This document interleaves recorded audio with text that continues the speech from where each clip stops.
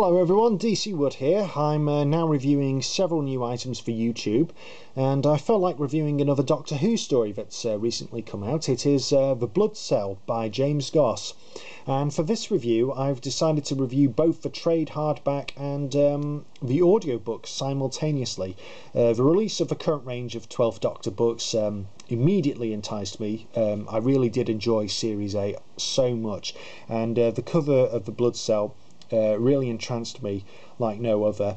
I purchased both novel and audiobook, deciding to read along with the audio like I used to with various Ladybird books, audio cassettes during my childhood, and I did actually do it a few years back with Trevor Baxendale's Prisoner of the Daleks. So I thought, why not do it with the Blood Cell? The gist of the Blood Cell is that situated on an asteroid in deep space is a complex simply called the Prison, where the most dangerous of criminals are locked up. The governor is in charge, and he has his hands full as it is, when the latest convict, prisoner 428, aka the Doctor, comes along. He's been sentenced to life in the prison, and he immediately sets about escaping, repeatedly. The governor, growing all the more intrigued and frustrated, sets about trying to determine the Doctor's identity and his motives. Needless to say, he'll get much more as he bargained for, and that will only get in the way of other problems such as deaths around the prison and a mysterious young woman, guess who keeps on visiting to petition the Doctor's release. Now, starting with the cover, the Blood Cell immediately scores top points. I like the cover, I think it's very good. Lee Binding has designed such good covers for this range of Doctor Who novels over the years, and this one in particular has the feel of a good movie poster. At the top of the cover there's a real good image of the 12th Doctor and Clara together. I love the body language and the expressions of both Peter Capaldi and Jenna Coleman.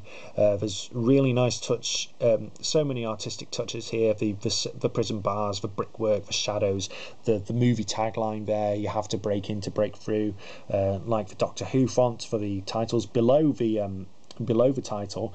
There's real good, great imagery there. The sun shining across the surfaces of the planet in space.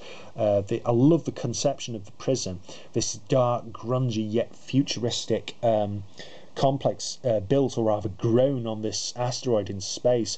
Love the explosion of the complex, the figure of what I presume is the Doctor floating away in deep space from the destruction. It's all visually striking, a real artistic license.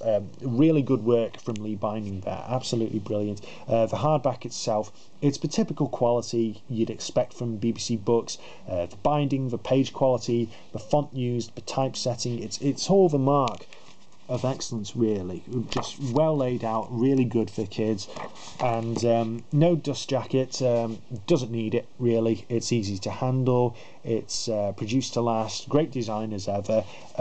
Moving on to the audiobook itself, completely unabridged, lasts 5 hours.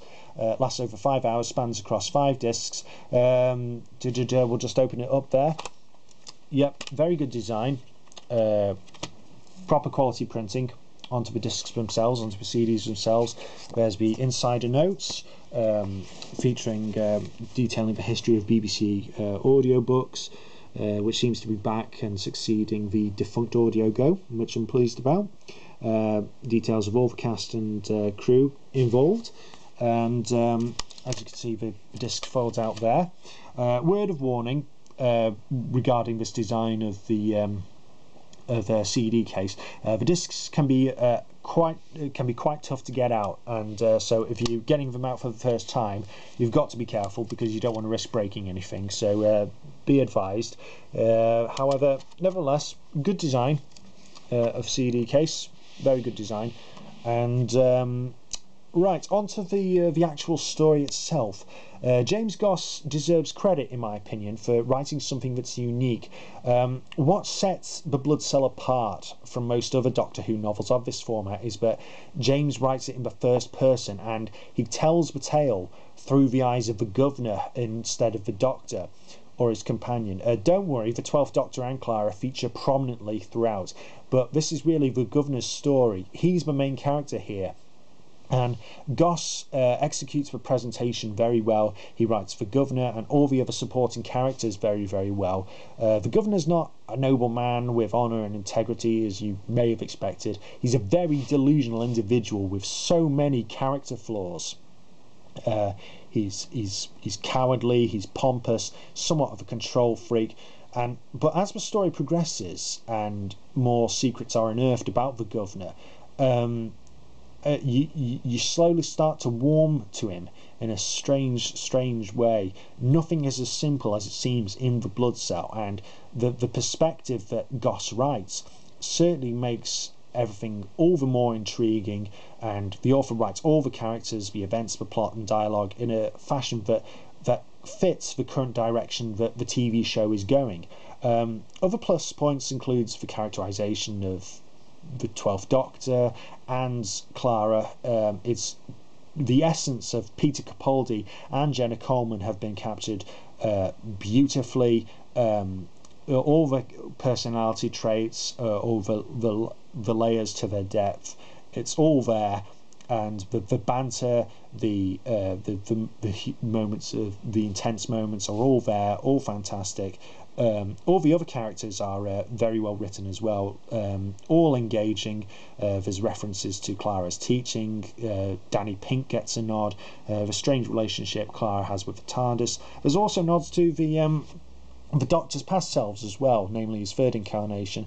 There's all manner of anecdotes and general interaction and tributes going around here. It's all round stellar, and the merits of the actual story in particular are how the novel begins and progresses until the final third of the book. The Blood Cell's plot doesn't really come into play for well over half the length, and it works because it successfully establishes characters like the Governor, Bentley, Lafcadio and the others. However, this does make the Blood Cell a real slow burner. It takes time to change gears, and when the story does, it shifts into something that is quite convoluted.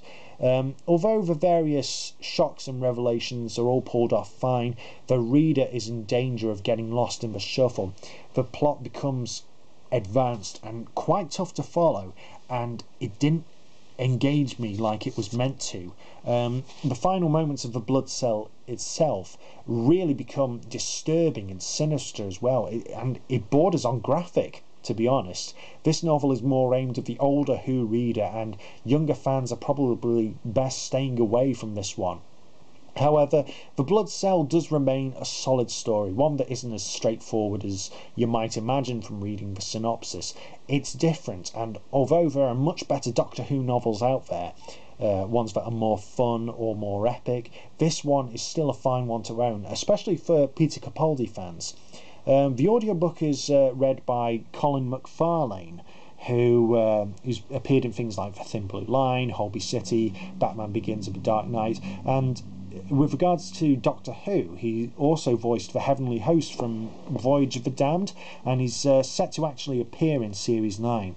He's the ideal narrator for James Goss's story. He reads at just the right pace, performs all manner of fab voices, and his tone suits the dark and macabre nature of the story well.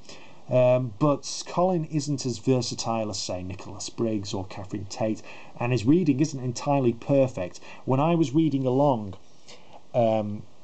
Colin did actually miss a few words here and there, and also repeated a sentence he'd already narrated from a passage of the text. Nonetheless, it was a good experience reading and listening to the story at the same time, and it's one I'd recommend. Colin certainly enhances the experience. There are music and sound effects used in the audiobook version of The Blood Cell. The Series 8 theme for Doctor Who opens and closes things, and it's great to hear this theme again. Simon Hunt is responsible for the sound design, and the original music and sound effects are used occasionally. They don't detract from Colin's reading, and they do come into play for various moments, but it is a bit disappointing, especially having listened to things like the Destiny of the Doctor series, the Forever Trap, Pest Control and Light at the End. The use of music and additional sound is sporadic really, yet it's still okay. This is by no means an essential purchase. not like Engines of War, Prisoner of the Daleks, and Touched by an Angel. There are superior books to fit on your shelf, but there's still a lot of stuff to commend the Blood Cell for. There's much more good than bad here, and in my opinion, it's solid, and you won't regret purchasing it. 4 stars for both the novel and the audiobook. Both work just fine on their own, but together the novel and audiobook become greater than the sum of their parts. The novel is $6.99, which is a good price for a book like this.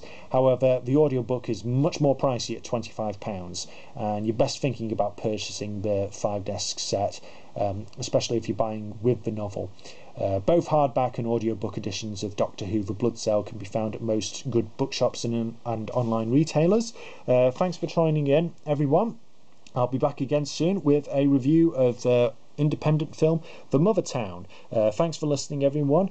Take care, and see you again soon.